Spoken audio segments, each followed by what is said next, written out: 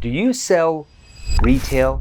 Any type of retail where customers walk into your store? If you do, I'm going to show you here on this vibe board. I'm going to show you 3 very important things that you'll need to understand and master when you're communicating with your prospects if you want to increase your revenue drastically, and do that right now, right? So number 1 is, this is probably one of the most important things that you're coming up to. We have to learn how to prevent the number 1 objection that you typically get anything retail, whether you sell furniture or you sell, at a medical spa, or you sell, at a, just anything, car dealership. I mean, anything retail where people walk in and you say, hey, welcome into the store. How can I help you? What does the average prospect say? Oh, just looking. And then it's over. And you're like, I don't know what to do. So I'm going to show you what to do here. That's the number 1 thing. And then I'm going to show you 2 other things that are going to be very, very critical for you. So we have to prevent the I'm just looking around objection from even happening in their mind.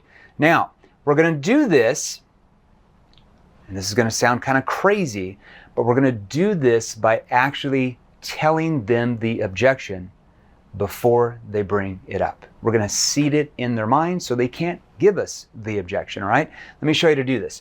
Okay, so here's what you're going to do. Hey, yeah, welcome into the store today. Are you guys just out looking around? See how I'm giving them the objection? Okay. Hey, welcome into the store today. Are you guys just out looking around? Now, we're going to say that in a curious tone. I'm going to come back to that in a second, all right?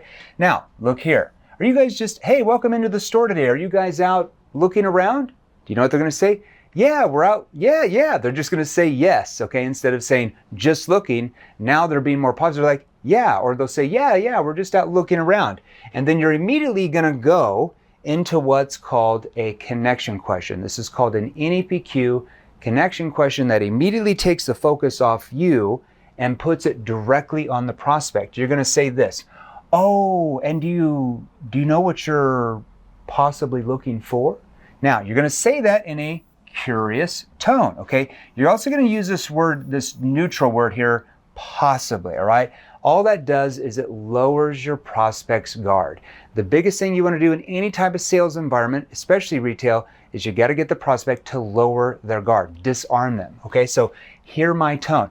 Oh, and do you know what you're possibly looking for? Okay, now, sometimes they might say, oh, I'm not really sure. Or a lot of times they're like, yeah, I'm looking for this. Oh, okay, well, in that case, and then you lead them over there. Or they might say, well, I'm not quite sure. And you might say, well, for example, are you possibly looking for? And you repeat back 2, 3, or 4 different options, okay? So the biggest thing here that I wanted to show you that's going to help you is just give them the objection where they can't give it to you. You just give it to them. Hey, welcome into the store today. Are you guys just out looking around? Yeah. Oh, okay. And do you know what you're possibly looking for? In a curious tone, okay? All right, let's keep moving on here. Hey guys, Jeremy Miner here. Look, a lot of you leave comments wanting me to help you sell more. So the easiest way to get a hold of me, the quickest way, is to text me. So text me right now. It's 480-637-2944. So 480-637-2944. Listen, I started this company to help you learn how to close more deals, but do it the right way. Text me right now. Let's go ahead and get back in the training video. Now, the second thing that you really have to understand in sales and retail, especially, is you have to know what's called tailored tonality. You have to tailor your tonality in every single thing you say, and especially the questions you ask, because your tone is how your prospect interprets the intention behind every question you ask. That's how they interpret what you mean by the question, or why you're asking the question, is based on your tonality, okay? There's certain questions you have to ask more in a confused tone. And I'm going to show you some retail examples here in a second where you're going to use a confused tone. That sounds counterproductive. Jeremy, why would I ever act confused? I need to act like I know everything. Well, I'm going to show you how to do pattern interrupts where you're confused. Use a confused tone where they come to your rescue and help you. I'm going to show you what to do here. There's other questions that require more of a curious tone that causes them to feel that you're asking the question because you're genuinely curious. That opens people up. There's other questions when you get halfway into the conversation, maybe 3/4 of the way, where you've built a gap from where they are to where they want to be. You've built a need. You've helped them find problems they didn't know, where you need to ask it in a challenging or skeptical tone. I'm going to show you what I mean by that and give you a few industries in retail.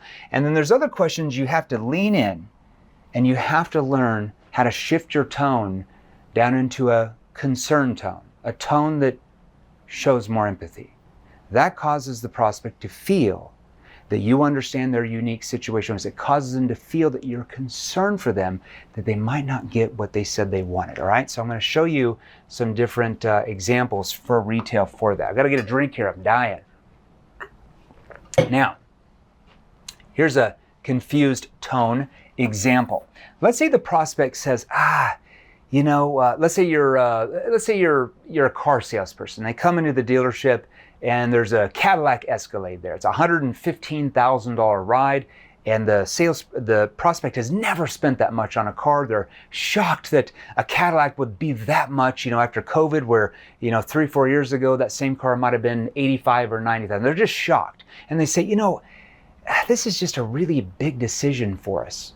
Okay, I might say, big decision. Now, see how I used a confused tone? Big decision. Big decision? I'm confused.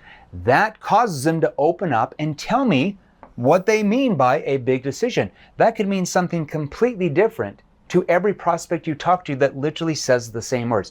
I can literally just repeat back those maybe objection, and they open up. It's a clarifying question, but I use a confused tone. Or let's say they're like, I just need some time. I really need to think this over. Let's say if you sold furniture in a furniture store. I just really need some time. Like, those sofas are, I don't know. I need to really think about it. I can lean and say, think it over. If they're like, I need to think it over. Think it over? Yeah, I need to think it over because I'm not sure if I have the budget. Well, now it's not really think it over. It's a money objection. They might not feel like they have enough money. And now you know what objection you're dealing with, so you can help them overcome it. See, that's an example of a confused tone. I could go on for hours on that tone. Now, there's other tones. You got to lean in, and it's more of a curious tone, okay? Let's just stick with those two retail examples. Cars and furniture. We train thousands in those spaces, really tens of thousands in any type of retail space. I might ask, what I'm trying to find out their situation. These are called situation questions that help you and the prospect understand what their real situation is. So one of my first situation questions, and what type of vehicle do you drive now? Oh, and what type of car do you guys typically drive now?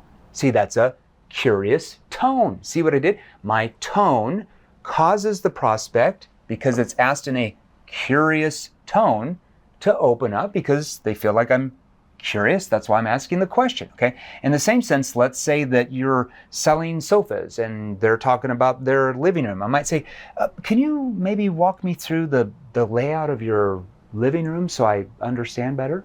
Can you walk me through the layout of your living room so I have more understanding? Oh, what's the layout of your living room so I have more context? Or, what's the kind of the layout of your, your dining room area so I understand a little bit more? See, that's once again, curious tone. See what I'm doing there? A curious tone triggers curiosity, causes the prospect to open up emotionally and go deeper. All right, I'm going to keep going here. All right, you also want to have questions that are more of a challenging or skeptical tone. That's apt. You're not going to ask questions in a challenging and skeptical tone in the first 2 minutes of a conversation when you don't have much trust or credibility yet. That's more like 3/4 of the way into your sales process, all right? So let's keep it on the car dealership. And let's say, losing my mind here, let's say that their problem that you're able to help them find is they have this used car, but it keeps breaking down all the time on their way to work, and they've been late to work several times, and they're a little bit concerned of what? That they might get fired because they're always late because of the dang car, okay? So what happens if you keep the car and it keeps breaking down on the way to work? I mean, what would happen to your job at that point? See, that's more of a challenge.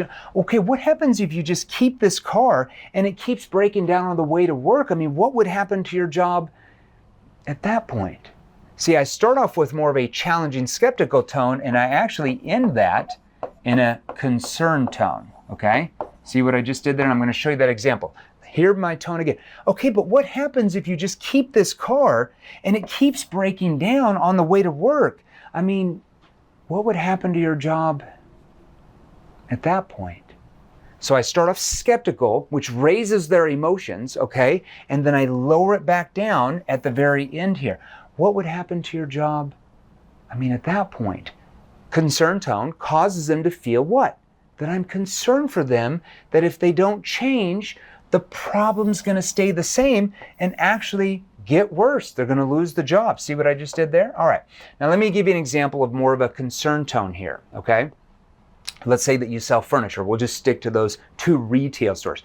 Now, this works for any retail store. I mean, we literally train every single industry on planet Earth, including yours, watching this video, right? So you just got to plug in your space here. And let's say that you just can't move them forward. You've called them a few times. You've showed them all the different furniture they could get, and they're just iffy, and you can't overcome their concerns. This is your last step, and you just say, John,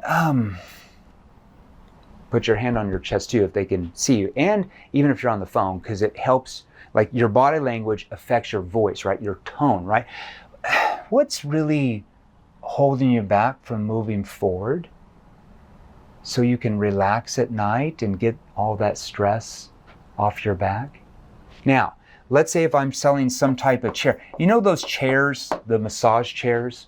Let's say you're in a furniture store and they've been looking at this massage chair that's like $5,000. I'm just throwing out a number. And they're just wishy-washy. Now, what is the problem, okay? He can't relax at night. His back's all tied up. He's got a lot of stress. And so remember, the chair is there to solve that problem. Help him relax to get the stress out of his back. See how I'm tying in the problem and the consequence of the problem into the question using a concerned tone. What's really holding you back from moving forward so you can relax and really get the stress out of your back? And I lower my tone. That concerned tone causes the prospect to feel what? That I'm concerned for them if they don't do anything about changing their situation, if they stay in the status quo and the problem stays the same. See what I just did there? All right. And then the third thing here is precision probing. Now that's called NEPQ, and we're going to ask what's called a problem awareness question. Got to get a drink here. Okay, now let's stick to those 2 industries. Okay, furniture and cars. Doesn't matter the retail, just plug it into the framework, all right? Let's see. I mean, and let's say they tell you the kind of sofas they already have, right? So this is a way to kind of almost push them away a little bit where they pull you back in, okay? I'm going to show you how to get your prospects to actually do all the work rather than you trying to do all the work.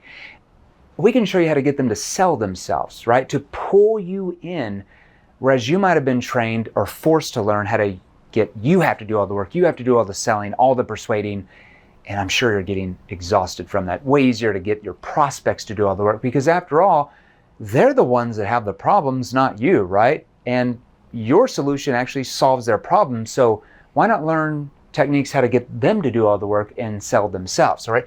I mean, the sofa you have now, I mean, that's a fairly decent piece. I mean, what's caused you to feel that it's not comfortable enough, though? See what I just did there? I mean, the sofa you have now, I mean, that's a fairly decent piece. I mean, what's caused you to feel that it's not comfortable enough?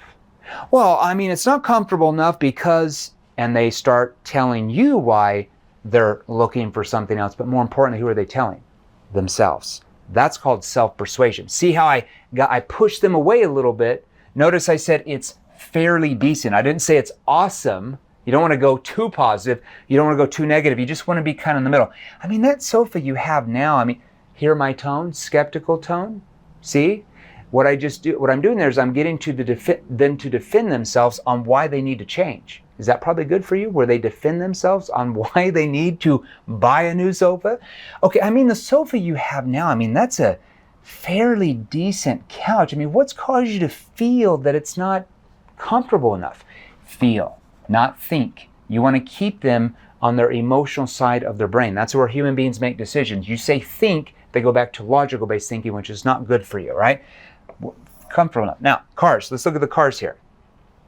I mean, you've had this car 5 years. I mean, it's a fairly decent ride. I mean, what's caused you to feel that you might want something better though? I mean, you've had this Mustang for 4 years. I mean, that's a fairly decent car. I mean, what's caused you to feel that you might want something better? Well, the reason why I want something better is X and Y and Z. See how I'm getting them? I'm like almost pushing them away, which causes them to pull me back in and to defend themselves on why they need to change. Now, the tone is really important here, because if I said, I mean, you've had this car 5 years, it's a fairly decent car. What's caused you to feel that you might want something better though? Well, I don't know. We're just kind of looking around.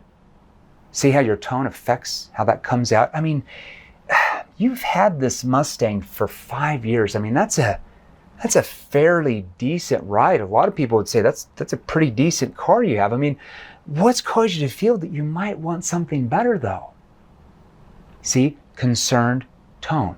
Okay, does that make sense? All right, so those are the 3 things to start to learn to master if you want to be very successful in retail or any sales environment.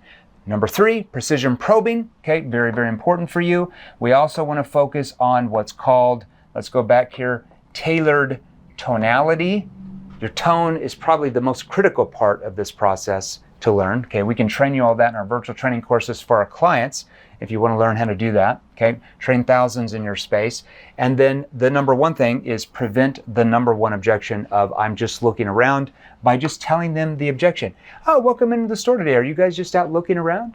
Okay, see what you did? All right, hope that helps, and we'll see you soon.